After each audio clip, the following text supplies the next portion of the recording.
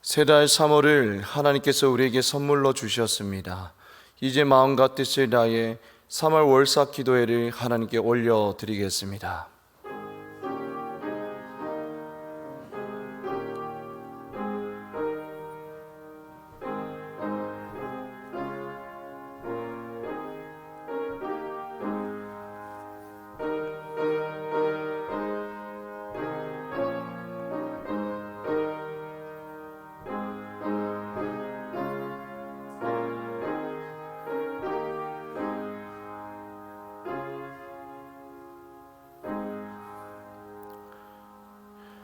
내가 산을 향하여 눈을 들리라.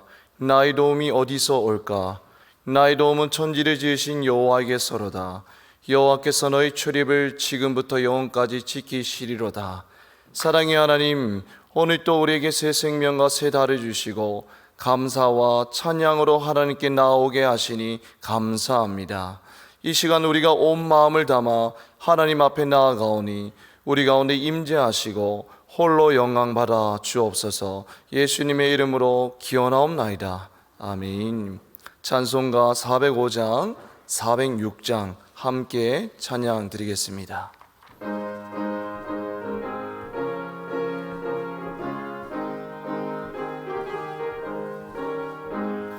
주의 친절한 발에 안기세 우리 마음이 평안하리니 항상 기쁘고 복이 되겠네.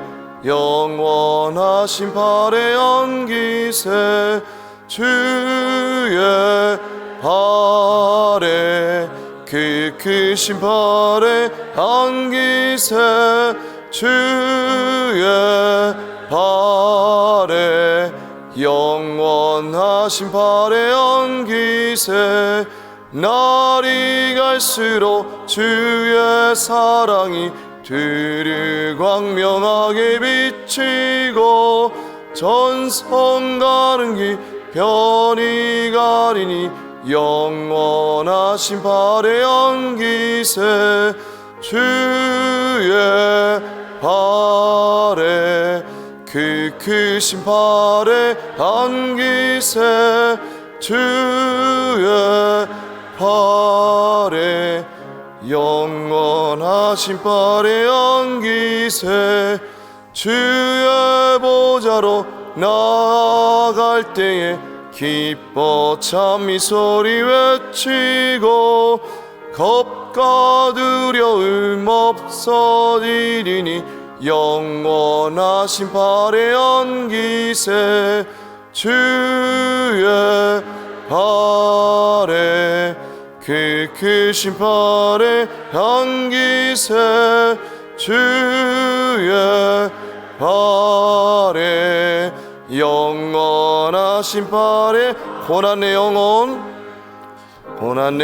영혼 편히 쉴 곳과 풍랑이 일어도 안전한 폭을 폭풍과 다스리시는 주의 영원한 팔을 지에 주의 영원하신 팔 함께하사 항상 나를 붙드시니 어느 곳에 가든지 요동하지 않음은 주의 팔을 의지함이라.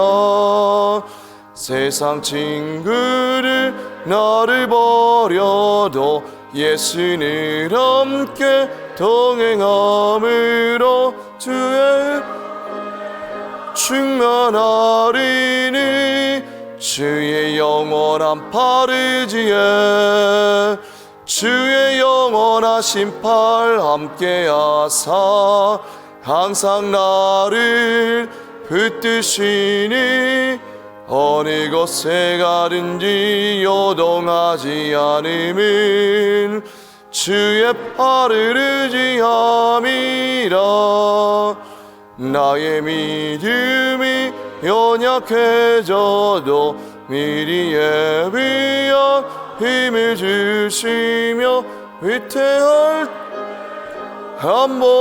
안보하시는 주의 영원한 파르지에 주의 영원하신 팔 함께하사 항상 나를 붙드시니 어느 것에 가든지 요동하지 않음은 주의 팔을 의지함이라. 능치 못한 것 주께 없으니 나의 이 생을 주께 맡기면 나의 모든 대신 지시는 주의 영원한 파르지에 주의 영원하신 팔 함께하사 항상 나를 붙드시니 어느 곳에 가든지 요동하지 않음은 주의 팔을 의지함이라. 이 시간 사도신경으로 우리 신앙을 고백하겠습니다. 나는 전능하신 아버지 하나님 천지의 창조주를 믿습니다. 나는 그의 유일하신 아들 우리 주 예수 그리스도를 믿습니다. 그는 성령으로 잉태되어 동정녀 마리아에게서 나시고 본디오 빌라도에게 고난을 받아 십자가에 못 박혀 죽으시고 장사된 지 사흘 만에 죽은 자 가운데서 다시 살아나셨으며 하늘에 오르시어 전능하신 아버지 하나님 우편에 앉아 계시다가 거기로부터 살아있는 자와 죽은 자를 심판하러 오십니다. 나는 성령을 믿으며 거룩한 공교회와 성도의 교제와 죄를 용서받는 것과 몸의 부활과 영생을 믿습니다. 아멘. 네, 오늘 우리에게 주신 하나님의 말씀은 누가복음 8장 1절부터 15절까지입니다. 누가복음 8장 1절부터 15절 신약성경 102면에 있습니다. 신약성경 102면 또는 103면 이렇게 있습니다. 누가복음 8장 1절부터 15절까지 말씀, 저와 여러분이 한 절씩 하나님 말씀을 교독을 읽도록 하겠습니다. 그 후에 예수께서 각 성과 마을에 두루 다니시며 하나님 나라를 선포하시며 그 복음을 전할새 12 제자가 함께 하였고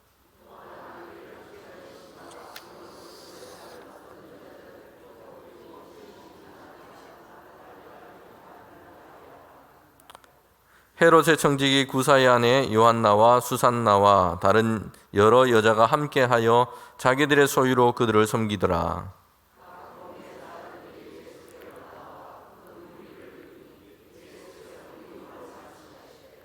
씨를 뿌리는 자가 그 씨를 뿌리러 나가서 뿌릴새 더러는 길가에 떨어짐에 밟히며 공중에 새들이 먹어버렸고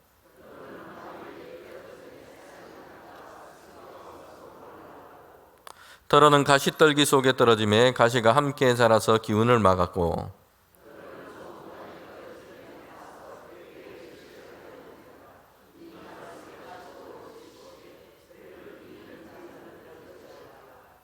제자들이 이 비유의 뜻을 물으니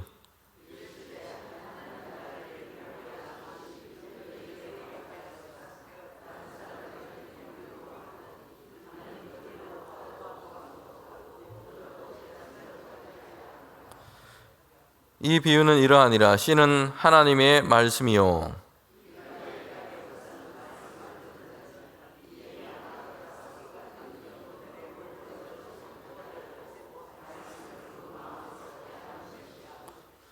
바위 위에 있다는 것은 말씀을 들을 때에 기쁨으로 받으나 뿌리가 없어 잠깐 믿다가 시련을 당할 때에 배반하는 자요.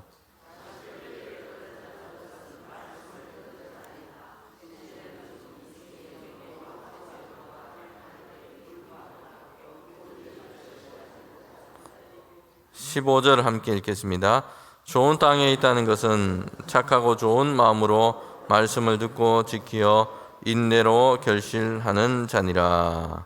아멘. 네, 우리 잘 오셨습니다. 3월 첫날을 시작하는데 우리 옆 사람 축복하며 우리 함께 주님의 평강을 전하면 좋겠습니다. 잘 오셨습니다. 한 달 동안도 하나님의 은혜가 늘 함께 하시기를 바랍니다. 믿음으로 승리합시다. 네, 오늘 말씀이 열매를 맺으려면 라는 제목으로 함께 하나님 말씀을 그렇게 듣도록 하겠습니다. 여러분, 이제 새로운 한 달이 시작이 되었습니다. 특별히 3월은 또 의미가 있는 것은요, 새로운 계절의 시작이기도 하다는 것입니다. 봄의 시작이 우리에게 있습니다. 여러분, 어제 보니까 정말 날씨가 화창하고 많이 따뜻해졌습니다. 푸근해졌어요. 진짜 봄이 온 것처럼 그렇게 많이 느껴집니다. 봄이라고 하는 이 영어 단어는요, 스프링이라는 단어입니다. 그런데 이 스프링이라는 똑같은 철자로 이 영어 단어로 쓰는 그런 다른 것을 가리키는 단어가 되기도 합니다. 이 스프링이 뭡니까? 우리나라 말로 하면 용수철 같은 걸 스프링이라고 그렇게 얘기를 합니다. 나선형으로 되어 있는데 줄었다가 이 튀어오르는 이런 특성을 그렇게 갖고 있습니다. 이 스프링이라고 하는 것이 정말 많은 곳에 다 쓰입니다. 그죠? 심지어는 뭐 볼펜부터 시작해서 여러 가지 기계 장치들에 이 스프링이 다 사용이 되곤 합니다. 이처럼 이 스프링이라는 단어는 봄을 뜻하기도 하고 용수철을 가리키기도 합니다. 두 개가 사실 별로 연관이 없어 보이는데 하나의 단어로 사용되고 있다는 겁니다. 그런데 가만히 보면 이 두 가지는 비슷한 특징이 있습니다. 움츠려 있던 것이 다시 솟아난다라고 하는 어떤 그런 의미를 둘 다 가지고 있다는 것입니다. 용수철은요, 탄력성이 있습니다. 그래서 움츠려들었다가 다시 솟아오릅니다. 그런데 계절로 만나는 이 봄도 마찬가지예요. 추운 겨울에 움츠려 있다가 그 생명들이 다시 이제 그렇게 새롭게 올라나는 것입니다. 겨울철이 되면 이제 나무들은 다 그 잎을 떨어뜨리고 앙상한 가지만 남아 있습니다. 그리고 겨울철에는 동물 중에 보면 활동하지 않고 땅 속에서 잠을 자는 동면하는 이런 동물들도 있습니다. 그런데 이제 봄이 되면 나무들과 식물들은요, 땅 속에서 싹이 나서 그리고 나무에서 가지가 나서 이제는 그렇게 싹을 틔우고 잎을 그렇게 맺게 됩니다. 그리고 나중에 열매를 맺게 되겠죠. 동물들도 이제 겨울잠에서 깨어나게 됩니다. 이처럼 봄이란 움츠려 있던 것이 다시 솟아오르는 이런 계절입니다. 특별히 이제 새봄을 맞이하는데 하나님께서 한 달을 우리에게 주시고 새로운 계절 봄을 우리에게 허락해 주셨습니다. 영적으로 육적으로 움츠려 있던 우리의 삶이 하나님께서 주시는 그 은혜로 다시 솟아오르는 그런 귀한 계절 되기를 원합니다. 스프링하는 저와 여러분 되면 좋겠습니다.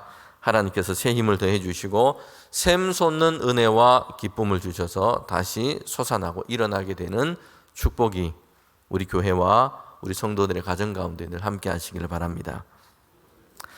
오늘 우리는 누가복음 8장의 말씀을 읽었는데 이 8장 우리가 읽은 이 본문 15절까지 보면 두 가지의 중요한 대지를 가지고 있습니다. 앞부분을 보면 예수님께서 행하셨던 그 일, 주님의 행하심에 대해서 얘기하고 있고요.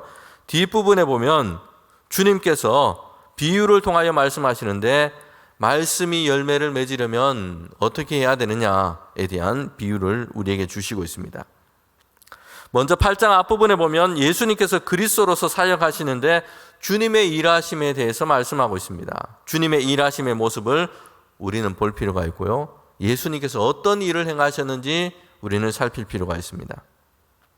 주님께서 어떤 일을 행하셨고 어떻게 행하고 계신지를 잘 살펴야 됩니다. 왜냐하면 성도와 신자들은요, 각각 자기의 시대 가운데 그 역사 가운데 예수님을 따르도록 우리는 부름받았기 때문입니다. 우리가 성도가 되고 신자가 되는 것은요, 오늘 우리는 이 가볍게 생각하는 그런 경향이 있습니다. 교회에 등록을 해서 예배 참석하고 자신의 종교를 기독교로 갖고 있으면 이 정도를 우리는 성도됨으로 생각하는데 성경을 보면 그렇지 않아요. 우리는 이 정도로만 가지고 성도됨의 본질의 의미를 그렇게 얘기할 수 없습니다. 사실 이 정도는요, 성도의 본질의 의미를 놓치고 있는 것이에요. 교인과 성도, 교인과 신자는 같은 듯 하지만 여러분 사실은 이것은 같은 말이 되지 않습니다. 교인이지만 신자와 성도로 세워지지 못하고 있는 경우도 있습니다. 교회에 다니고 있고 기독교를 종교로 가지고 있지만 그것이 성도됨, 주님의 신자됨을 충분하게 설명해 주지는 못합니다. 성도와 신자는요, 예수님께서 제자들에게 말씀하신 것처럼 그 부르심을 받고 있는 사람들입니다. 예수님이 제자를 부르실 때 얘기하죠. 나를 따라오라 라는 것이요. 그리고 이제 제자들은요, 예수님과 함께 동행하고 주님의 말씀 가운데 거하고 그리고 주님이 행하시는 일을 이제는 주님의 뒤를 이어서 그렇게 세상 가운데 하고 있는 것입니다. 여러분, 이것이 성도요 신자됨입니다.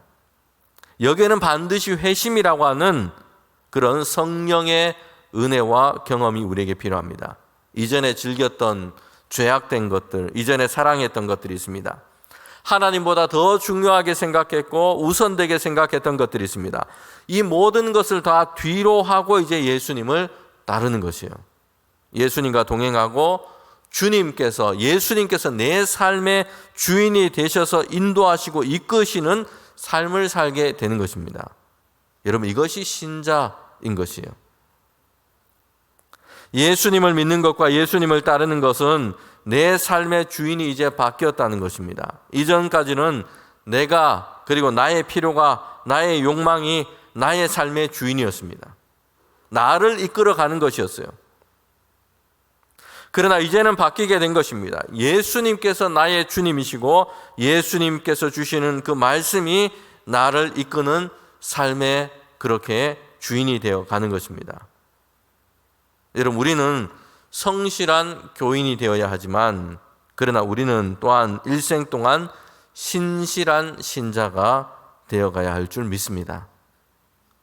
인격적인 하나님은 우리에게 이것을 부탁하시고 우리에게 이런 삶을 살아가도록 인도하여 주십니다. 날마다 우리를 신자의 삶으로 초대하고 계시다는 것입니다. 예수님은 각 성에 두루 다니면서 하나님의 나라를 선포하고 계시고요, 복음을 전하고 계십니다. 그리고 오늘 8장 1절 2절에 보면 주님께서 행하신 일에 대해서 얘기하고 있습니다. 복음을 전하고 죄자들과 함께 했고 악귀를 쫓아내고 병든 사람을 고치셨다는 것이에요. 주님이 행하시는 일은요, 그래서 예수님의 이 하나님의 나라의 복음을 전하는 것, 그리고 생명의 복음으로 사람을 치유하시고 그들 가운데 하나님의 나라를 선포하고 계십니다. 주님은 그래서 가는 곳마다 이 하나님의 나라의 복음을 전했고요, 가는 곳마다 병든 사람, 악한 영에 사로잡혀 있는 이들을 고치시고 치유하셨습니다. 오늘 8장 1절에 보면 두루 다니시며 라고 얘기를 하고 있어요. 이 말은요, 곳곳에 넓은 지역으로 사방으로 주님께서 다니시고 계신 이 모습을 우리에게 보여주고 있습니다. 여러분, 예수님께서는 부지런하게 그렇게 사역을 하셨습니다. 때로는 피곤해서 그냥 배에서 잠을 주무실 정도로 부지런하게 사방으로 다니면서 두루 다니면서 하나님의 나라의 이 복음을 전파하셨고 그리고 병든 사람, 악한 영에 눌린 사람들을 치료하시고 계셨다는 것이에요. 그러나 우리는 이 성경을 통해서 우리가 보게 되는 것은요, 예수님의 이 두루 다님은 분명한 목적이 있었다는 것이에요. 목적과 방향이 분명했습니다. 그래서 예수님의 일하심의 모습을 보면 우리가 꼭 기억해야 할 것은요, 부지런하지만 분주하지 않게 일하셨다는 것이에요. 예수님은 두루 다니셨지만 목적과 방향이 분명했습니다. 이것저것을 유랑하는 것이 아니고요, 방랑하는 것이 아니에요. 그리고 예수님은 부지런하게 일하셨지만 분주하지 않으셨습니다. 여러분, 오늘 우리가 살아가는 이 삶의 사람들의 모습을 보면요, 훨씬 이전보다 이 속도가 빠릅니다. 많은 사람들이 정말 바쁘게 살아갑니다. 쉴 틈 없이 그렇게 일하고 쉴 틈 없이 뭔가를 하고 살아가고 있습니다. 두루 다니기도 합니다. 사람들의 활동 반경이 대단히 넓어졌습니다. 요즘은 비행기를 타고 대륙을 오가면서 사업을 하기도 하고요, 다른 나라들을 오가면서 여행을 합니다. 성경에서 예수님께서 두루 다니셨다, 사방으로 넓게 다니셨다라고 말씀하고 있는데, 여러분, 예수님께서 다니셨던 그 두루 다님, 그 반경은 어느 정도 될까요? 아마도 대구와 경북 그 합친 그 지역을 넘어서지를 못할 겁니다. 예수님의 이 두루 다님은요, 갈릴리와 예루살렘 그 인근 그곳이 주로 활동 무대였어요. 예수님의 이 두루 다님에 비교한다면 오늘 우리는요, 정말 크고 넓게 사방으로 다니고 있습니다. 그러나 예수님께서 우리에게 보여주는 모습이 있어요. 그것은 주님의 그 목적이 하나님의 나라를 향해서 초점 맞춰져 있다는 것입니다. 여러분, 그래서 예수님은요, 부지런하셨지만 분주하지 않으셨고요, 두루 다니셨지만 목적 없이 방랑하며 유랑하는 것이 아니었어요. 방향과 목적이 분명했다는 것이에요. 예수님의 이 일하심의 모습을 보면서 오늘 우리는요, 이 땅을 살아갈 때 부지런하지만 분주하지 않아야 합니다. 두루 다니지만 방향이 있어야 됩니다. 이것을 저와 여러분이 꼭 기억하면 좋겠습니다. 오늘 우리 성도들은요, 부지런함이 분주함이 되지 않도록 해야 되고요, 두루 다니는 것이 방향 없는 것이 되지 않도록 해야 합니다. 고린도전서 9장 26절에 보면 바울은 이렇게 얘기하고 있습니다. 나의 다름질이 달려갈 그 길이 향방 없는 것 같이 아니하고 방향 없는 것 같이 아니하였다라고 얘기합니다. 그래서 마치 허공을 치는 것 같이 그렇게 하지 아니했다라고 말씀을 하고 있습니다. 여러분, 사도 바울이 얼마나 다름질하고 얼마나 많이 다녔을까요? 바울은요, 이방인을 위한 전도자로 귀하게 하나님께 쓰임받았던 사람입니다. 그는 열심을 다해서 곳곳을 다니면서 그리스도의 복음을 예수님의 이 부활의 증인이 되어 그렇게 살아갔습니다. 사도 바울의 시대는요, 자동차도 없었고 비행기도 없던 시절이었습니다. 바울이 다닌 그 거리는요, 대략 14년 동안 선교 여행을 했는데 15,000km 정도 된다고 그렇게 추산됩니다. 하루로 계산하면 20에서 30km를 매일 다니면서 전도를 한 거예요. 이동거리가. 여러분, 정말 부지런하게 다닌 것이죠. 멀리까지 다녔습니다. 그런데 바울은 이렇게 얘기를 하고 있습니다. 방향 없이 하지 않았다라고 얘기합니다. 그의 삶이, 전도자로서 삶이 방향 없이 하지 않았다는 것이요, 목적이 분명했기 때문입니다. 주님의 증인이 되어서 복음을 전하는 것이고요, 교회를 돌보고 성도들을 세우기 위해서였습니다. 오늘 함께 하나님의 말씀을 듣고 이제 새로운 한 달을 우리는 시작합니다. 여러분, 부지런한데 분주하지 않고 두루 다니되 방향 없는 것 같이 되지 않기를 원합니다. 여러분, 그러기 위해서는요, 어떻게 해야 된다고 얘기합니까? 목적이 분명할 때입니다. 목적이 이끄는 삶을 살아갈 때입니다. 하나님의 나라를 전하고 예수님께서 주신 삶 가운데 우리에게 주신 그 은혜를 나누고 복 있게 살고 어디로 가든지 무엇을 하든지 하나님의 은혜와 사랑을 전하며 나누며 하나님의 영광이 되어 살아가는 이런 삶을 살아갈 때, 우리의 목적이 분명할 때, 우리의 방향이 분명할 때, 여러분, 우리는 부지런하지만 분주하지 않게 될 겁니다. 주님께서 우리를 부르신 그 목적이 분명하여 부지런하여 열심 있게 살고 방향을 정하여 살아가는 저와 여러분 되기를 주님의 이름으로 축복합니다. 예수님의 이 사역에 보면요, 함께 했던 이들이 있다는 것을 우리가 보게 됩니다. 우리 2절 하반절부터 3절에 보면 나오고 있습니다. 제자들이 먼저 함께 했고요, 그리고 다른 이들도 함께 했는데 그들의 이름이 기록되어 있습니다. 여인들의 이름이에요. 막달라 마리아, 헤롯의 청지기인 구사의 아내 요한나와 수산나였습니다. 그리고 그 외에도 다른 여인들이 함께 했습니다. 여러분, 이들은요, 주님께서 주시는 이 놀라운 은혜를 경험했습니다. 귀신 들렸다가 치료함을 받은 여인도 있습니다. 구원자이시고 치료자가 되시는 예수님을 만났고 주님께서 그들 가운데 베풀어 주시는 놀라운 은혜와 사랑을 경험했던 사람들이었습니다. 그래서 그들은요, 이제 예수님을 주님으로 섬기고 함께하고 있다는 것이에요. 어떻게 그들이 예수님의 이 사역과 함께하고 섬겼는지를 얘기를 해주고 있습니다. 3절에 보면 그들은 이렇게 주님을 섬겼고 하나님의 나라의 일에 함께했다는 것입니다. 자신들의 소유로 섬겼다라고 얘기합니다. 그들이 가진 재산과 소유를 들여서 주님께서 복음을 전하고 사람들을 치유하고 회복하시는 일에, 하나님의 이 나라의 사역에 그들이 그렇게 섬겼던 것입니다. 여러분, 우리의 소유를 드리는 것은요, 중요한 헌신의 모습 중에 하나입니다.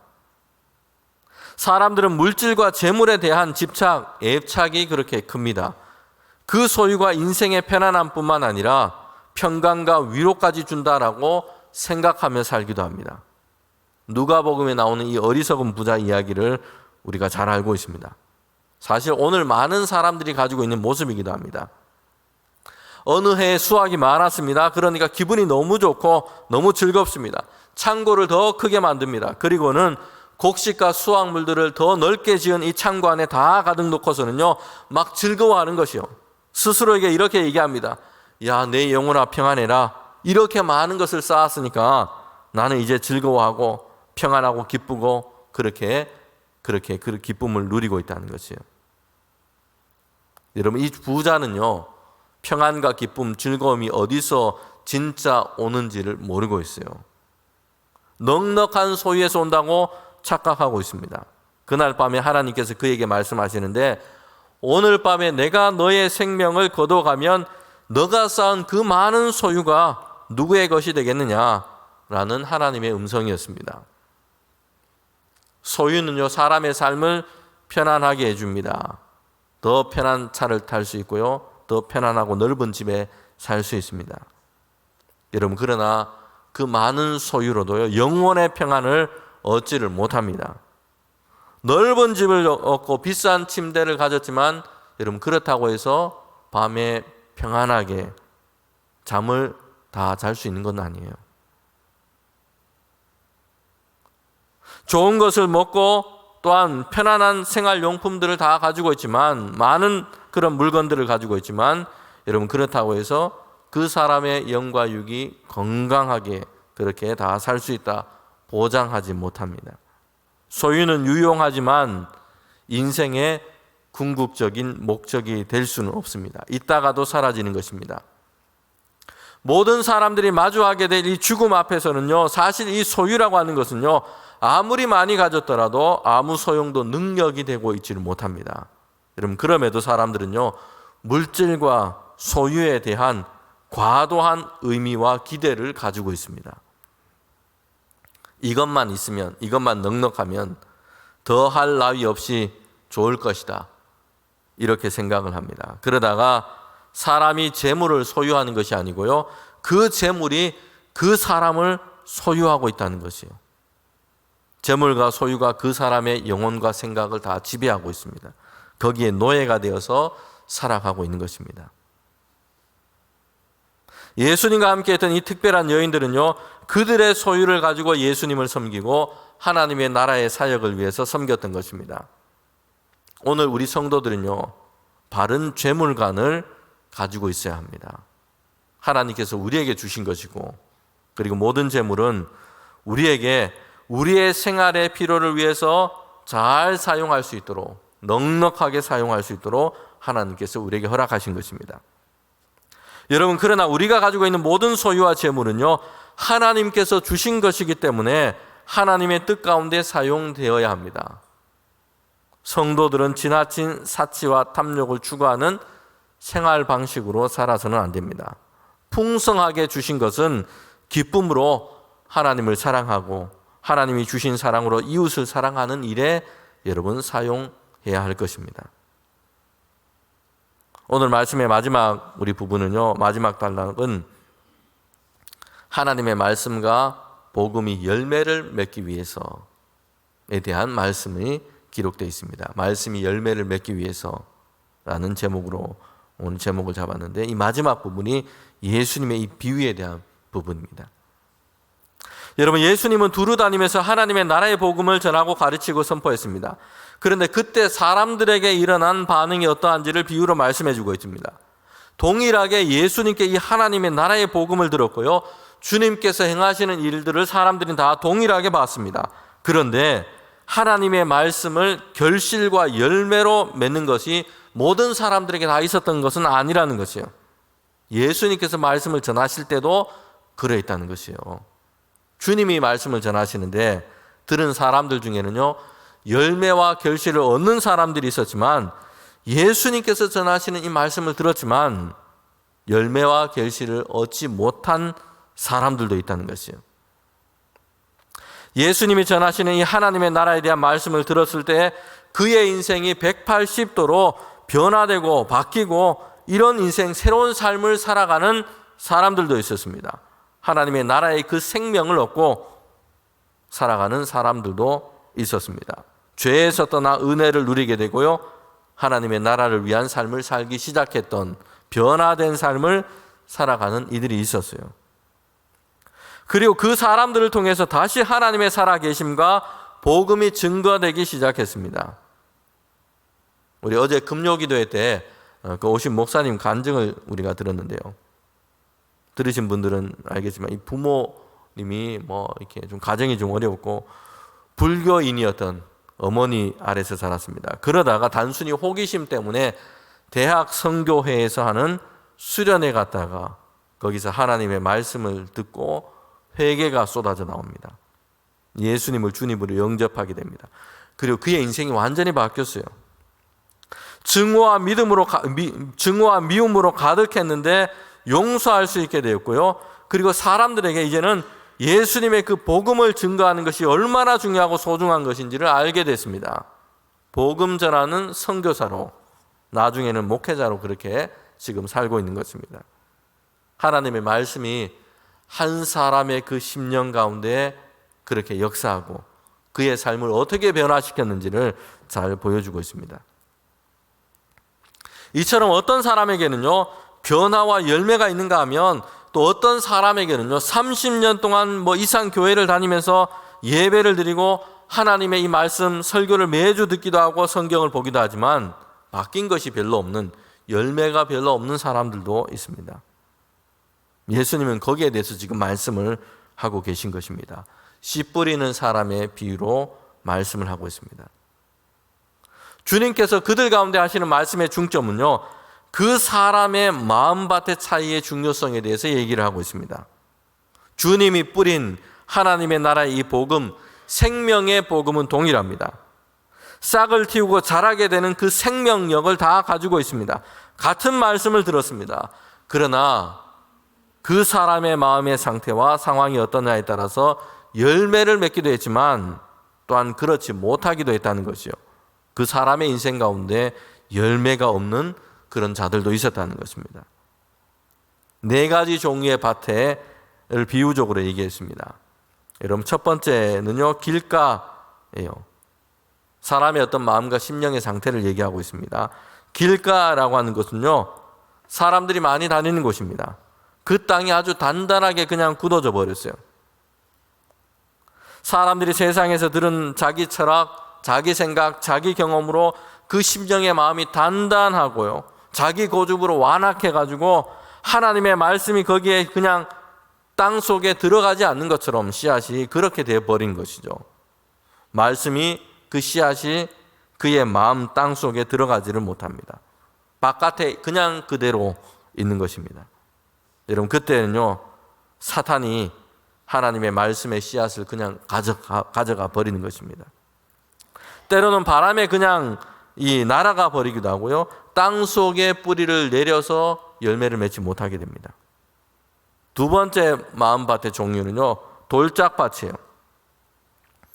잠시 동안에는, 당장에는 기쁨으로 하나님의 말씀을 받아들이는 것 같은데 뿌리를 제대로 내리지를 못합니다. 땅 속에 곳곳에 있는 많은 돌들이 가로막고 있기 때문입니다. 땅 속에 있는 돌들이 뿌리를 내리는 것을 다 가로막고 있습니다. 그래서 제대로 그렇게 뿌리를 내리고 자라지를 못한다는 것이에요.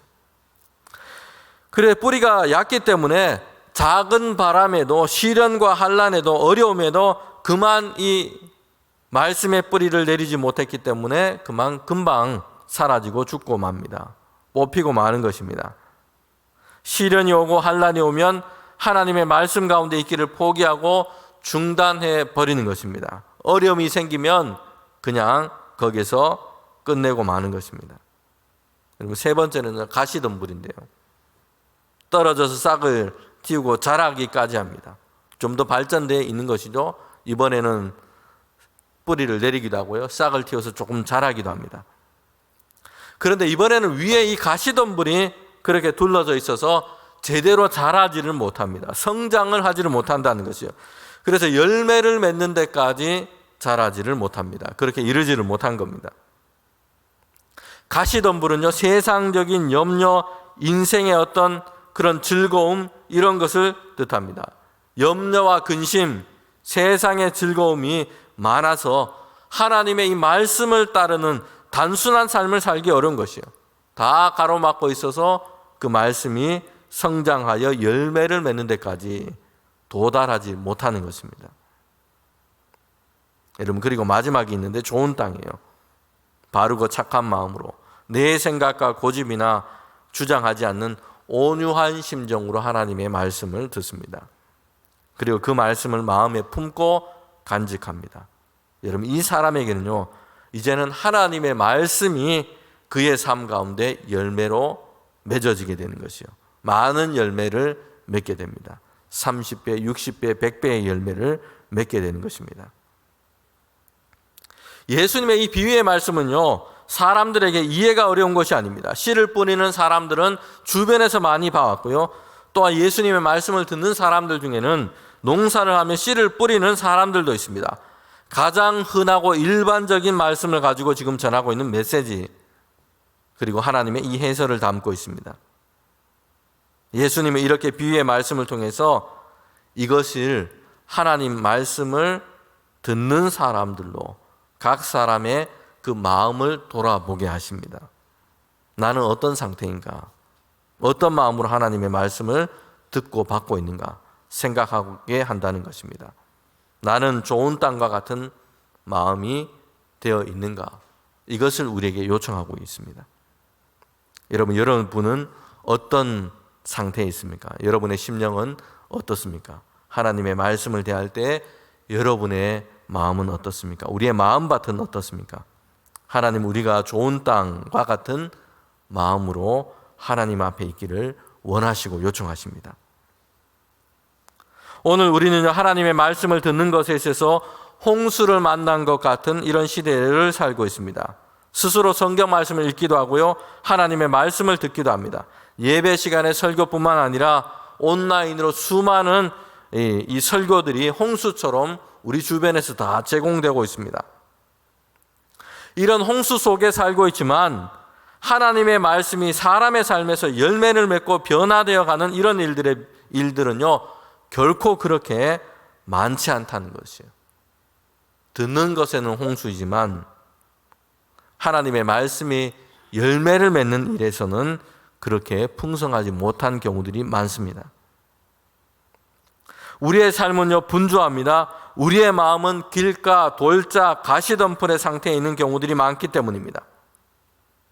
선지자 호세아는 이스라엘 백성에게 이렇게 선포합니다. 묵은 땅을 기경하라 라는 것입니다. 땅을 갈아엎으라는 것이에요. 땅을 부드럽게 만들라는 것입니다. 하나님의 말씀을 듣는 것에 그치지 않고 그 말씀이 우리에게 뿌리를 내리고 우리의 삶에 자라게 하고 열매를 맺기를 원하십니다. 그러려면요, 우리는 좋은 땅이 되어야 합니다.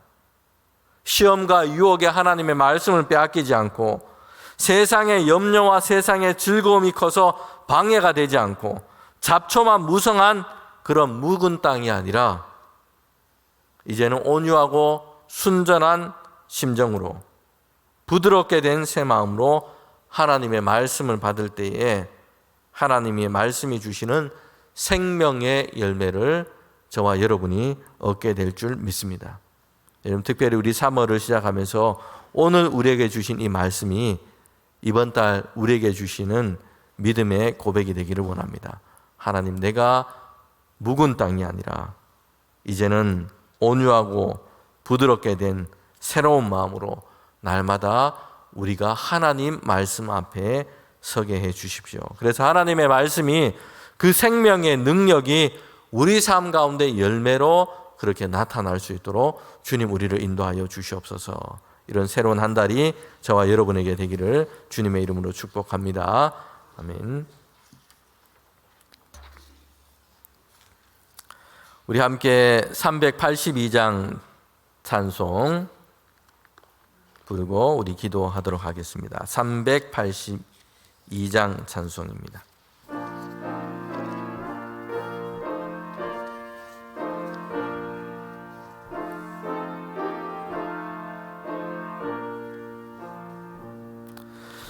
너 근심 걱정 말아라. 주 너를 지키리. 주 날개 밑에 거라. 주 너를 지키리. 주 너를 지키리. 아무 때나 어디서나 주 너를 지키리. 늘 지켜주시리. 우리 4절 찬송입니다. 어려운 시험 당해도 주 너를 지키리. 구주의 품에 거라. 주 너를 지키리. 주 너를 지키리. 아무 때나 어디서나 주 너를 지키리. 늘 지켜주시리.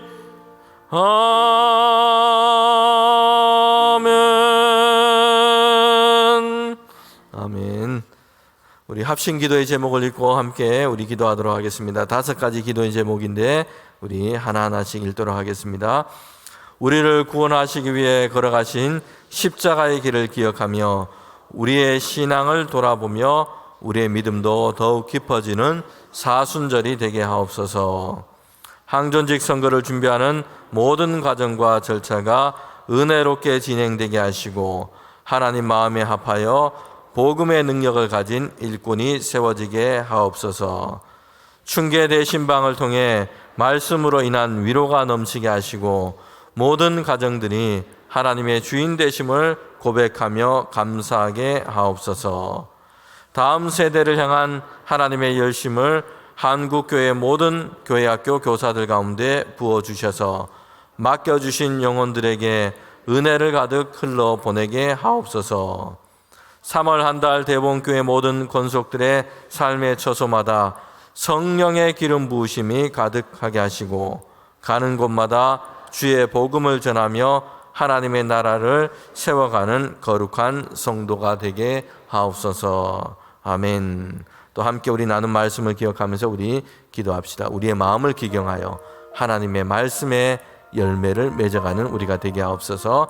이 시간 우리 합심해서 함께 기도하도록 하겠습니다. 하나님 참 감사합니다. 오늘 이렇게 새로운 한 달을 시작하며 또 새로운 계절을 우리가 시작합니다.